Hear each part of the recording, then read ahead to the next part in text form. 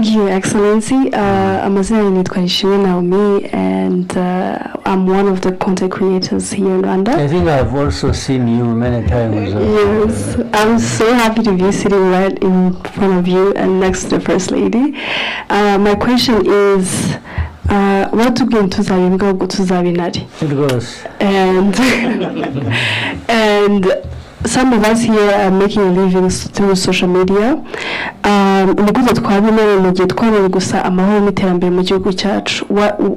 are the steps? Thank you. Good. First of all, it is to know the story. No kumenya, ugomba kumenya nibyo wasanze ari byiza muracyari bato nyine bimwe mugenda mubyumva. Ariko mukwiriye kubyumva, mukwiriye no kubimenya. Mukamenya ngo ibi byiza ntabwo ari uko byari bimeze imyaka 30 ishize. Then the question is, byagenze gute kugira ngo tube dufite ibi byiza? Immediately also what kicks in, kiza noneho mu mutwe wawe, no kuvuga ngo ariko ko dufite aya mateka asatya, kandi twaba dufite ibi byiza bimeze gutya, ariya mateka mabi yazagaruka. So noneho igikurikiraho ni ukurinda ibyo byiza ufite. Kubirinda gute rero hari uburyo bwinshi. Kubirinda even by shaping the opinion, facts, evidence, and explanation. Kuvuga ngo ikintu ni cyiza, umbaje uti ni kuki ari cyiza, nabikubwira. I will give you evidence, I will give you a fact, I will give you why I believe which kintu ni cyiza. So mu byo mukora rero nyine naho ngaho, iyo byageze ahandi, iyo nanone usubira mu mateka ukareba mu mateka, turn pages ukareba. Ntabwo ibyiza byikora, ntabwo ibyiza biva muri opinion gusa ngo yurushya. No mu opinion hari intambara nabyo. Buri munsi you wake up ready for a fight of some kind, right? Yes. Numvuga nabi, niyo waba utavuze igihugu nabi, numvuga nabi turahangana. Ndakubaza impamvu mvuga nabi kandi ngiye numva. Izindi ntambara zibaho ni izisanzwe, iz'amasasu noneho zirimo no kubura ubuzima. Ibyo nabyo ntawe bihejwemo.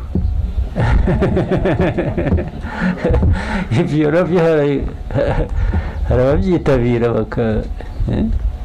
So nibyo rero cyambere, ariko byose bihera ku mutima wawe n'ubwenge bwawe n'ukuntu utekereza na precisely nka bya muzabimbwa muzabintari. Nukuvuga ngo kubimbwa ni kubaho utagira opinion, utagira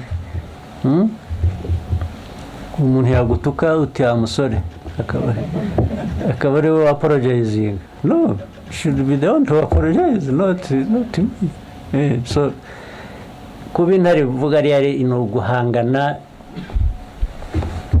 n'ikibazo cyawe ku giti cyawe, cy'umuryango wawe, cy'igihugu, ukakigira icyawe.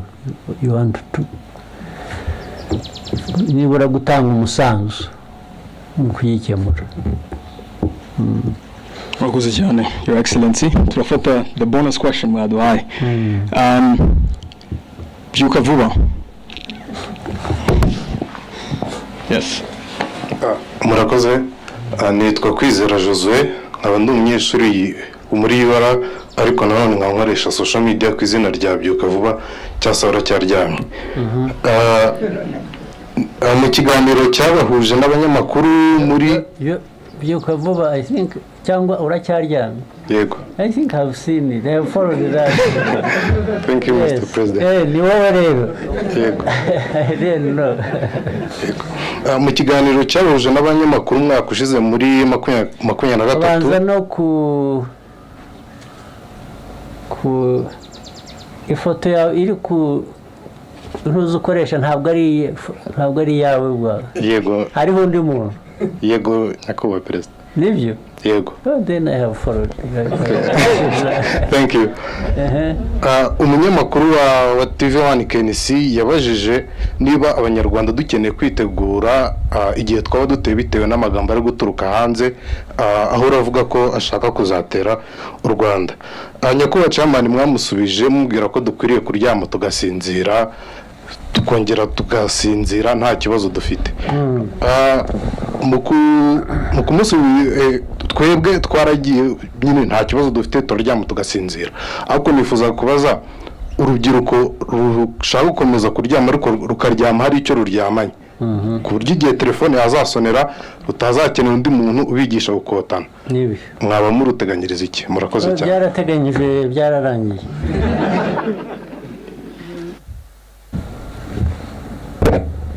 Iyo kuvuga gutyo ngo burya musinzire ni ukutabiha umwanya urenze uwo bikwiye, ariko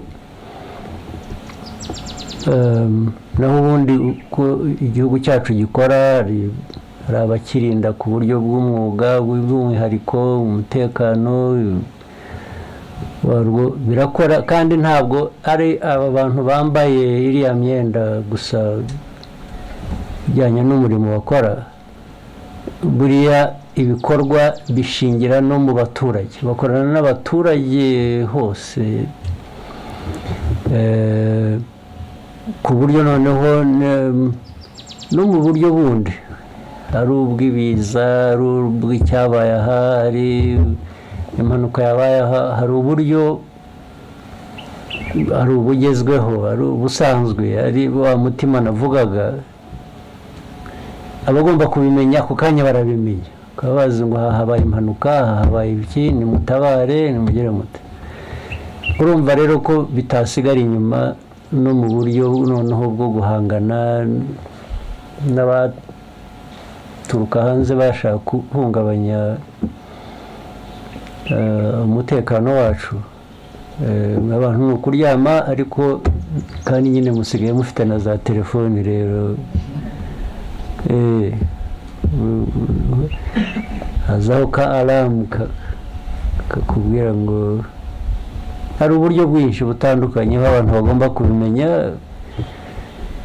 Noneho hari n'ubundi buryo bugomba gutegura abo ngabo bagomba kugira icyo bakora bashoboye aho ariho hose. Ariko the message iri ari muryame musinzire wazi guhumuriza abantu, but at the same time bivuze ngo niyo harimo noneho hari uwavuze iby'intare n'iki. Intare mwari mwayibona?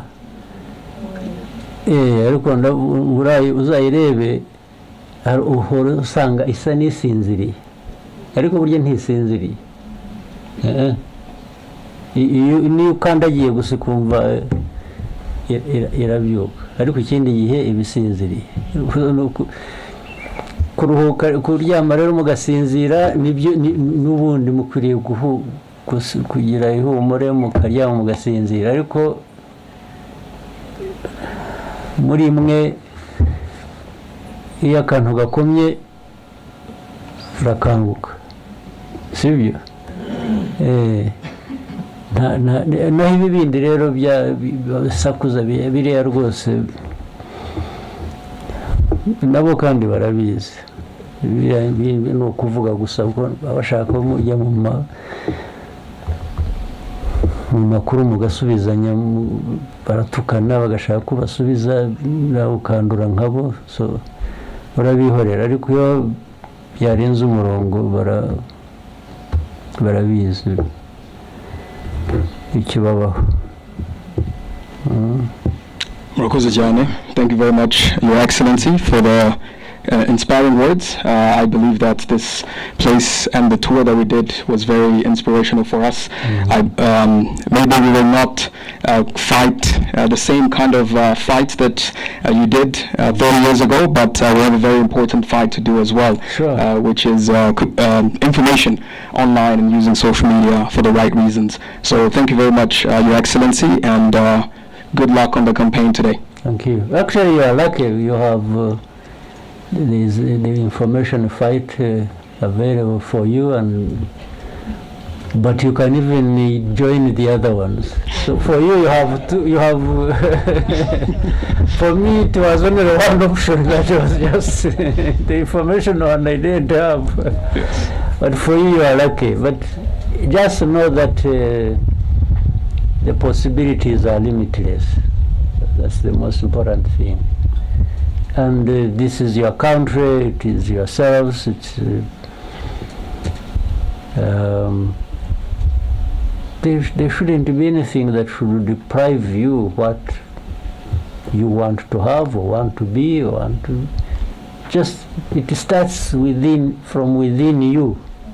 Just don't accept nonsense. Yes. We will not. Yes. All right. Thank you very much, Thank you. Your Excellency. Yeah.